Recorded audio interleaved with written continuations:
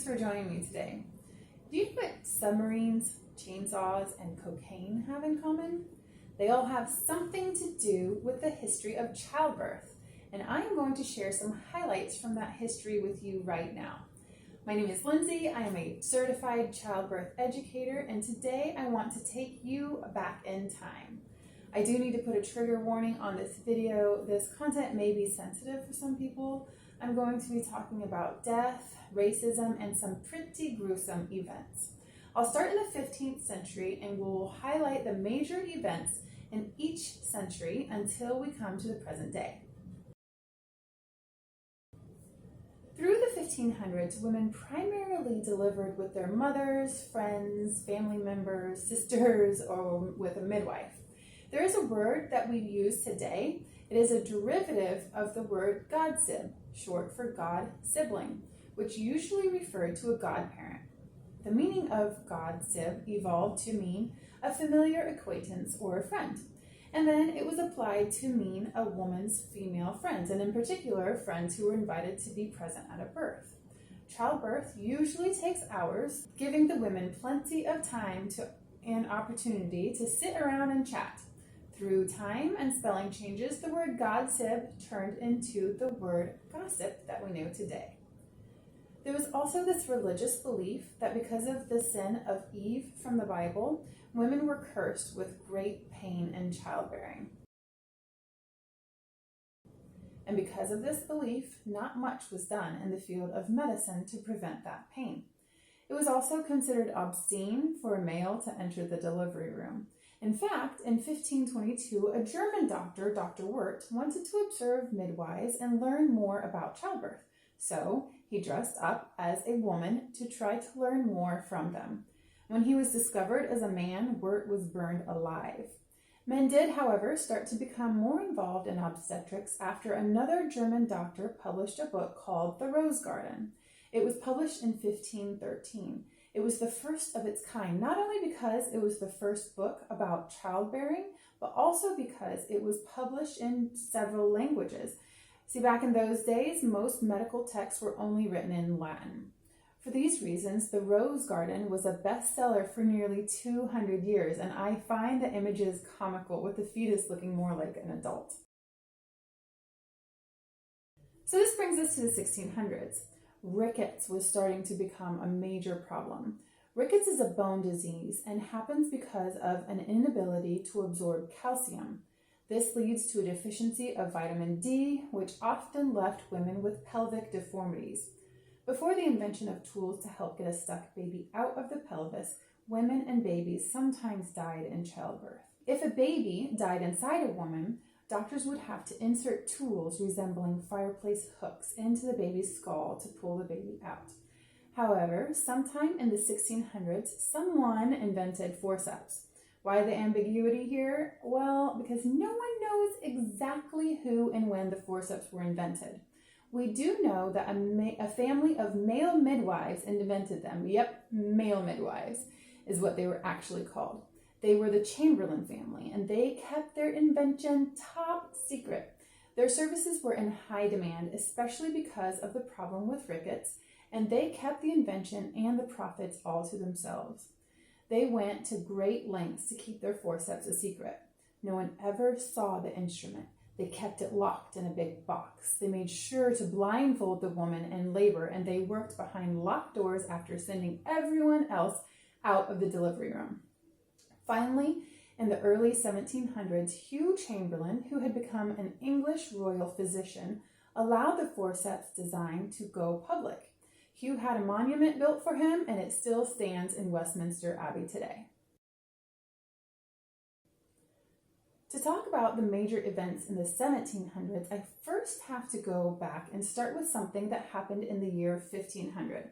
A woman in Switzerland had been laboring for days. 13 midwives had been called to help her, but could not succeed in helping her deliver.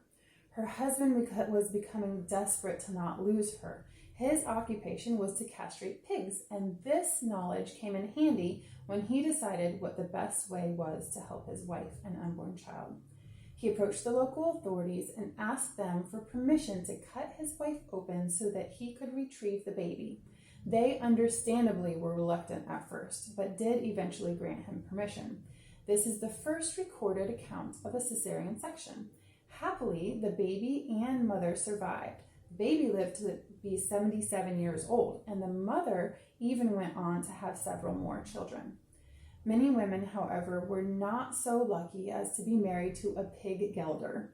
If the mother developed complications and died, one of the ways that they would get the baby out was to perform a symphysiotomy, or to cut through the pubis symphysis. After making the cut, they would pry open the pelvic bones to retrieve the baby. In 1780, to make the process easier, two Scottish surgeons, John Aitken and James Jeffrey, invented a tool to help them open the pelvis easier. This tool was called the osteotome.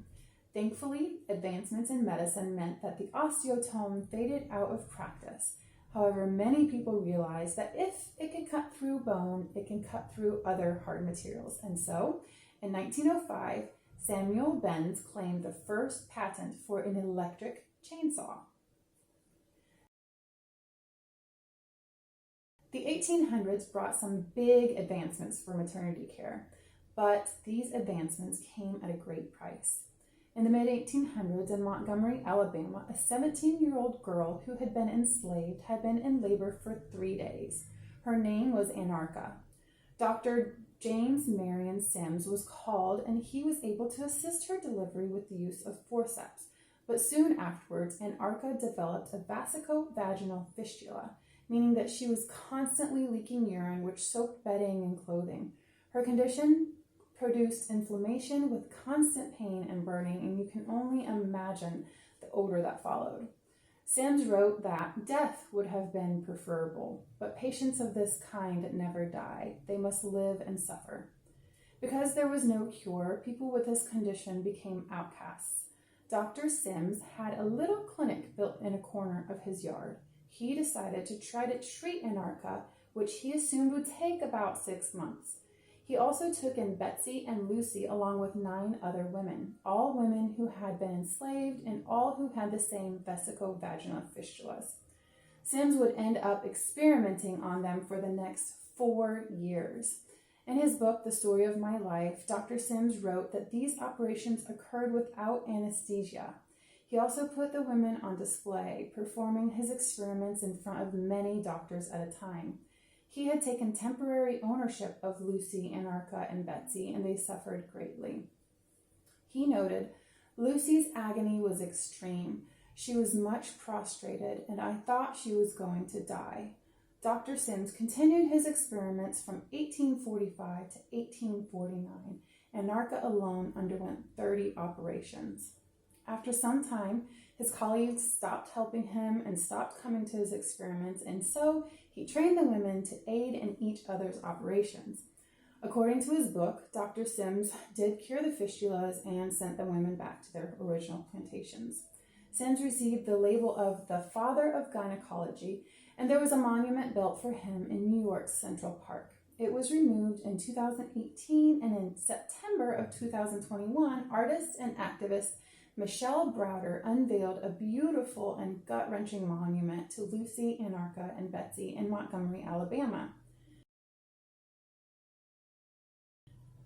Okay, so now on to the 1900s. A lot of technological advancements happened during this time, and a great need in medical development was met: the need for pain relief. Back in the early 1800s, Dr. James Young Simpson watched as a woman writhing in agony had a cancerous breast amputated. It disturbed him so much that he thought about walking away entirely from medicine.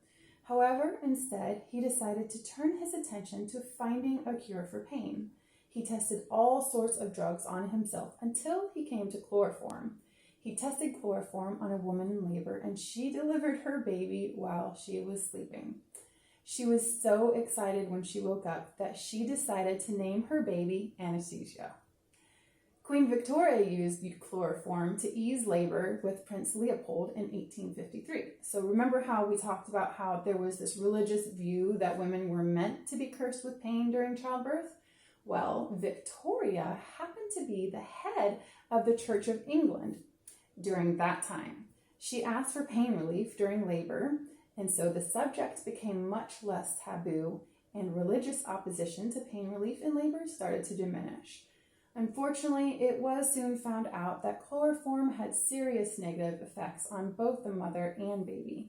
A large amount of chloroform was used when Queen Victoria's daughter, also named Victoria, but they called her Vicky, was facing a difficult childbirth with her first son, Wilhelm. He was being born in the breech position, meaning that his bottom was coming out first instead of his head. The doctor eventually had to manually turn and pull out the baby. He used several drugs along with the chloroform to try to ease Vicky's pain. Wilhelm survived, but he would grow up with his left arm paralyzed and about 6 inches shorter than his right arm. This is something he tried to hide in pictures. Historians wonder if the birth trauma, along with the overuse of chloroform and other drugs, had a psychological impact on him later as an adult. Wilhelm would later become the German emperor, but this instability played a factor in how World War I would begin. The search for an appropriate pain relief continued. In 1906, the German obstetricians Bernhard Kronig and Karl Gauss developed a method that was called twilight sleep. They used a combination of morphine, which was to prevent pain, and scopolamine, which caused drowsiness, amnesia, and a kind of euphoria. This caused women in labor to enter a state of sleep prior to giving birth. When they would wake up, their babies would have arrived and they would have no recollection of what had happened. In their view, everything had happened peacefully. But the thing is, though, is that twilight sleep was more like a nightmare. The combination of the medications that were used often sent women into a delirium, which, when labor pains came on, they would scream and thrash about. Nurses were forced to restrain the women and keep them from hurting themselves or others. They covered their eyes and stuffed cotton in their ears to quiet the noise from their own screams. And yet, because they had no memory of these things happening, women would go to great lengths to have babies this way. In their eyes, this was the answer to achieving a pain-free birth. And so this method was used for about 60 years. Finally, after enough doctors and nurses spoke out about the conditions behind the scenes, journalists helped expose what was actually happening during twilight sleep, and the practice faded.